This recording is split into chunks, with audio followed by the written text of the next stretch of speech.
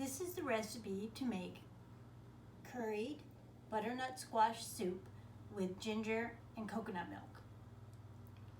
So the first ingredient is 1.5 tablespoons of curry powder, 1/4 teaspoon of ground cinnamon, 1 tablespoon of toasted ground ginger, which is what we prefer, but you could use regular ground ginger. We have a pinch of black pepper, a pinch of sea salt, 1/2 cup of finely chopped yellow onion. We prefer yellow onion, but you could use anything else. 2 cloves of minced garlic.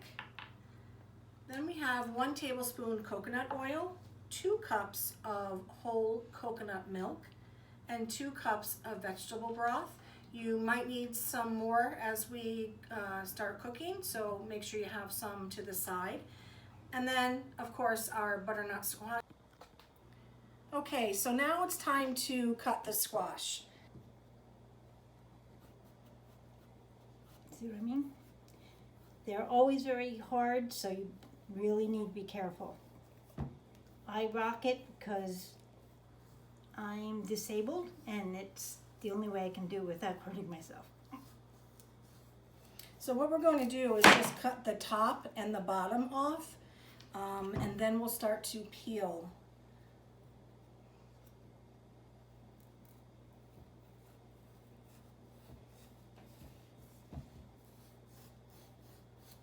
There we go. Perfect.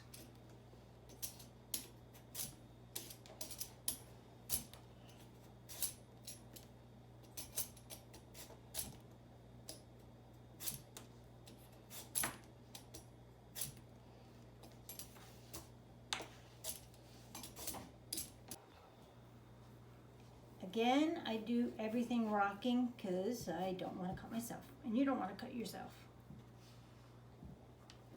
And they're always hard.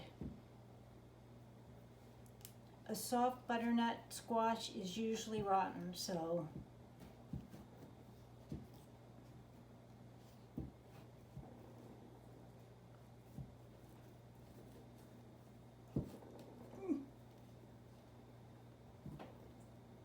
and I make noises when I do it.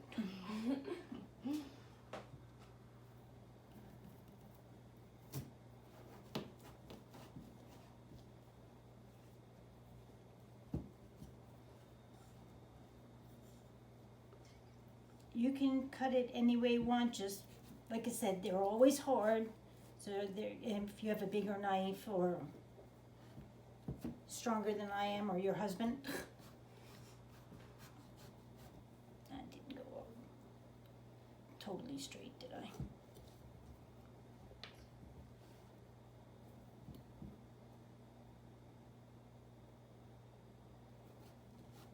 And they have such a fresh, clean smell. It really smells delicious.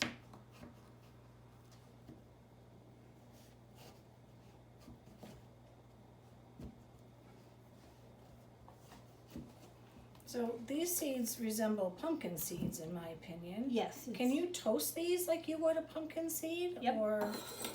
And they have a very sweet taste. Oh, so I'm going to try that maybe.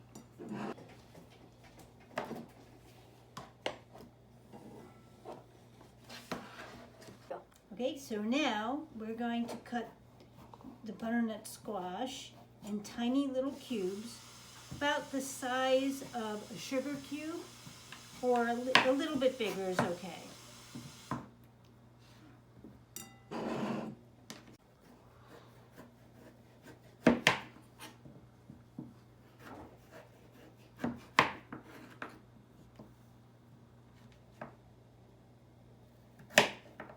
So about this size.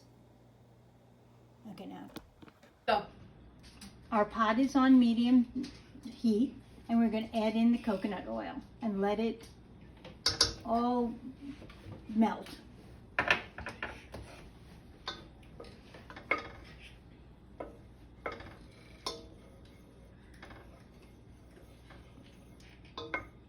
While that's melting, we're going to grab our onions and put it in a little bit at a time.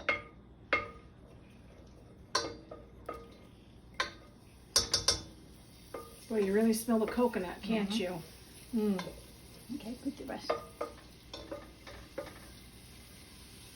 We're not going to cook them all the way. We just want them to get fragrant.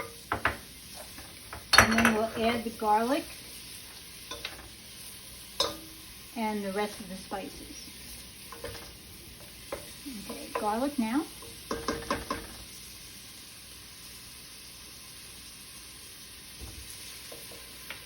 It's one of my favorite scents is garlic and onions. Then we add the curry and the cinnamon.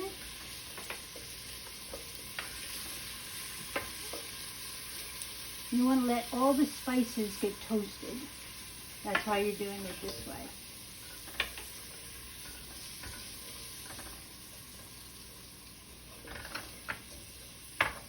Okay, now the ginger.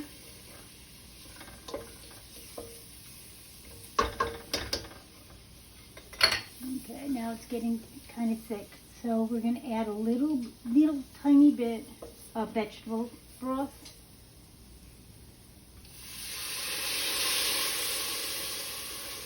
And then the rest of the spices, which is the salt and pepper. Now and then the rest of the broth. It smells amazing.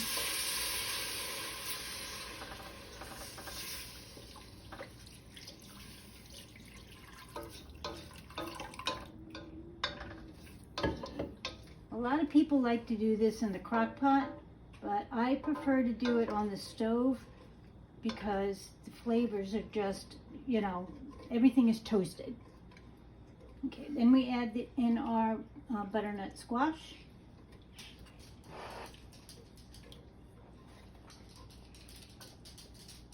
Careful not to splash you. We did it anyway. Did it anyways.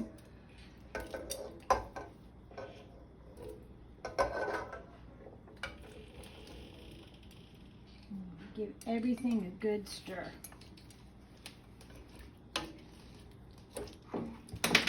Now, you always need to keep your extra vegetable broth, because once this starts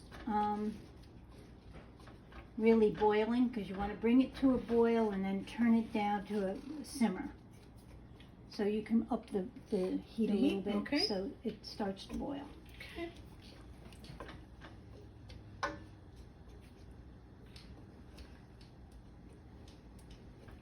The spices smell so good.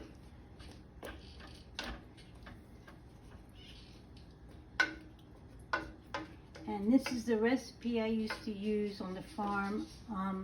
I was a professional cook for a lot of people in our area that couldn't cook for themselves because they were working or whatever. So I would make all their meals, and everybody loved this.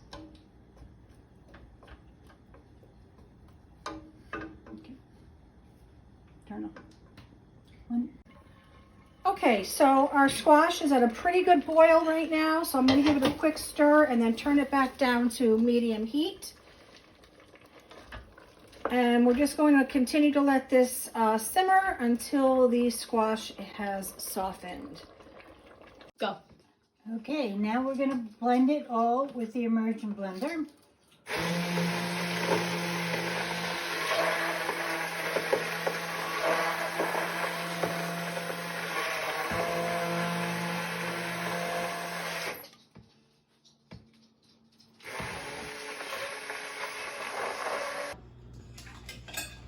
So now, The finished product is yummy butternut so squash. good. Oh my goodness, that's so good. Perfect for the fall day that we're having today. Yep.